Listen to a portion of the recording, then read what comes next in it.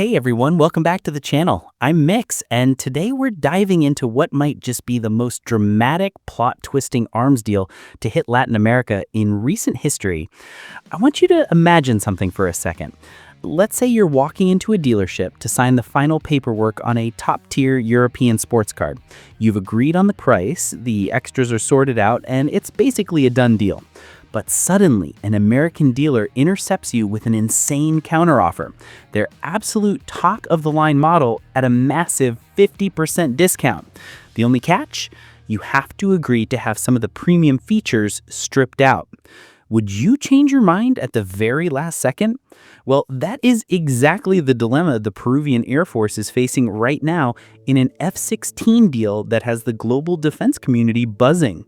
To really understand this, we need to back up and look at the context of why Peru is being forced to make such a monumental decision. Right now, the Peruvian Air Force is essentially operating a flying museum.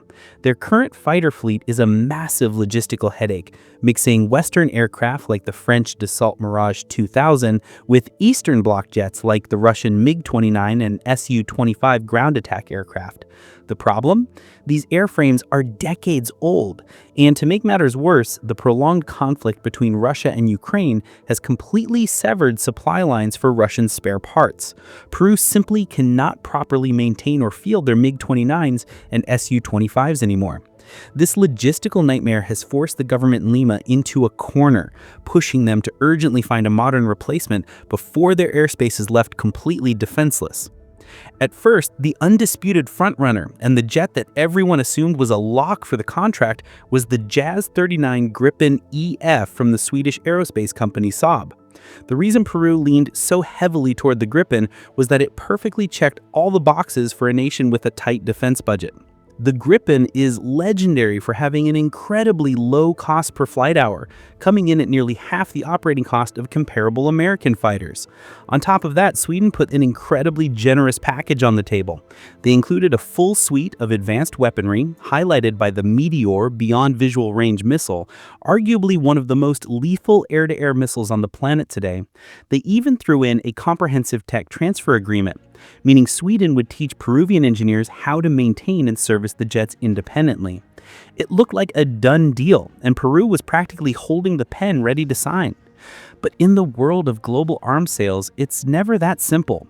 When American defense giant Lockheed Martin and the administration in Washington caught wind that Peru was about to pivot to a European fighter, they simply couldn't sit on the sidelines. The U.S. has historically viewed Latin America as its geopolitical backyard. Losing a major defense contract in South America to Europe, or worse, opening the door for Chinese or Russian influence down the line, is considered an unacceptable strategic loss. So, the U.S. stepped into the ring with their absolute best, the F-16 Block 70, the newest and most advanced iteration of the Viper family. But there was a massive hurdle early on. The initial price tag for a full package F-16 deal caused some serious sticker shock in Lima. The preliminary estimates were astronomically high, simply because buying the F-16 isn't just about the airframe. You're buying an entirely new ecosystem of support systems, weapons, pilot training, and base infrastructure upgrades. And here is where the plot thickens. Realizing that Peru couldn't afford the initial price and was actively walking away to close the deal with Saab, the U.S. pulled a highly unusual maneuver. They returned to the negotiating table with a radically restructured F-16 package, slashing the overall price tag by nearly 50%. You heard that right. They cut the initial proposal in half to make the total cost competitive with, if not cheaper, than Sweden's offer. Seeing a massive fire sale discount like this is almost unheard of in top-tier global arms deals. But of course, there was a massive catch. This was not the fully loaded, zero-compromise F-16 Block 70 that wealthy Middle Eastern nations purchase. This was a stripped-down, downgraded package. The massive discount was entirely subsidized by removing critical capabilities. To be clear, this downgrade doesn't mean the US is shipping B-grade hardware to Peru. The core airframe, the structural integrity, and that world-class APG-83 AESA radar are all intact. But what's missing are the premium DLCs, so to speak.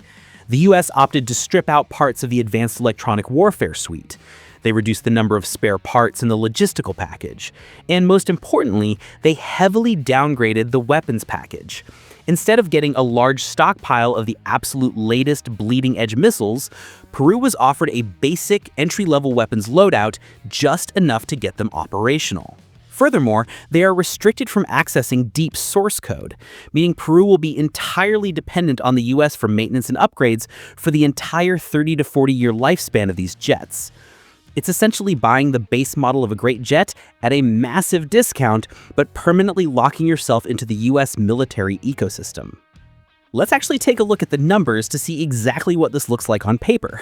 When we compare the fully loaded Gripen proposal against the discounted downgraded F-16 package, the differences become glaringly obvious. Let's look at this comparison table for a 24 aircraft fleet. When you put these details head to head, you can really see how aggressive the US pricing strategy was. By pulling the total project cost down from $4 billion to just $2 billion, the F-16 went from being an untouchable luxury item to actually undercutting the Gripen's $2.5 billion price tag up front. But as the saying goes, there's no such thing as a free lunch. While Peru technically gets an aircraft bearing the F-16 Block 70 nameplate, a closer look reveals they are sacrificing a significant amount of tactical capability. Let's break down the combat implications.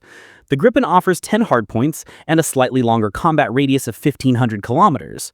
But a massive selling point for South American terrain is the Gripen's dispersed basing capability. It can literally take off and land on a 500-meter stretch of standard highway. Let's pause and think about Peru's actual geography for a second.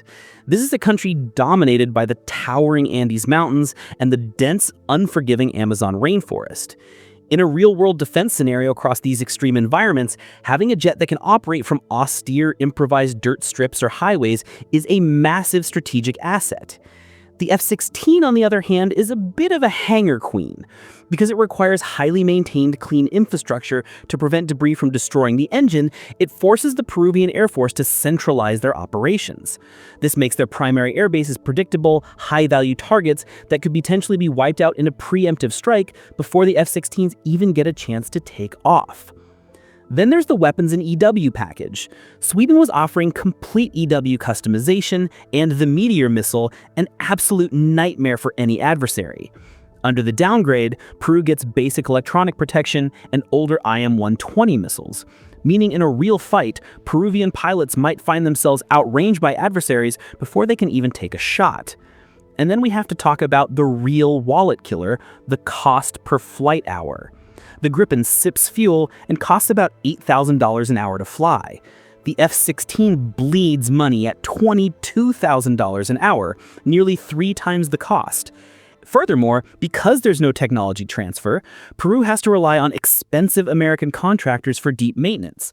So over the next 10 to 20 years, every single dollar Peru saved on this initial $2 billion discount is going to be siphoned right back into the US economy through exorbitant maintenance, spare parts, and operational costs. So the million-dollar question is, why on earth would the Peruvian government and Air Force swallow this pill, abandon the seemingly superior long-term Gripen deal, and jump at a downgraded F-16? The answer has absolutely nothing to do with aircraft performance and everything to do with international geopolitics. Buying a fighter jet isn't like shopping at a supermarket. It's a profound declaration of which global superpower you are aligning your nation with. The US has always viewed Latin America as its primary sphere of influence. Taking a financial hit and offering a massive discount today is a calculated move to prevent Peru from slipping into a European orbit, and more importantly, it sends a crystal clear warning to China and Russia that Washington still controls the board in the Americas. Furthermore, we cannot ignore the regional ripple effect this decision creates. Chile, Peru's immediate neighbor and historical rival to the south, already operates a significant and highly capable fleet of F-16s. By pulling Peru into the Viper family, the United States is essentially standardizing the combat airspace across the entire western coast of South America. This creates a deeply integrated network of US-aligned militaries, which is fantastic for joint training and interoperability. But on the flip side, it means Washington holds the ultimate trump card over regional power dynamics. If a localized conflict were to ever erupt, the United States controls the logistical supply chain, the spare parts, and the software upgrades for both sides of the border.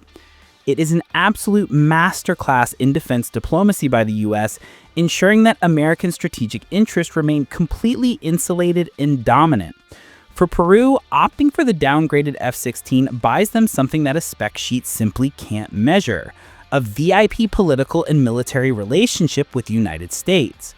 Flying the F-16 means Peru falls under a geopolitical umbrella, gaining access to elite global joint military exercises, future financial backing, and broader trade agreements. The government in Lima likely did the math and concluded that in an increasingly volatile world, having the geopolitical weight of the United States standing behind you, even if it means flying a jet with missing features, is a much safer bet than flying a perfectly engineered European jet, but standing entirely alone on the global stage. Ultimately, Peru's fighter jet saga is a textbook case study showing that in the realm of national defense procurement, engineering specs almost always take a backseat to geopolitical interests. The F-16 Block 70 that Peru is getting might not be the most capable version in the sky, but it is the exact version required to solve a very complex diplomatic puzzle between Lima and Washington. But what do you guys think? If you were the commander of the Peruvian Air Force, would you have walked away from the Gripen for a downgraded F-16? Let me know your thoughts down in the comments. And before you go, don't forget to like, share, and subscribe to support the channel so we can keep bringing you deep dives like this every single day. I'm Mix, this is Pacific Steel, and I'll catch you in the next video.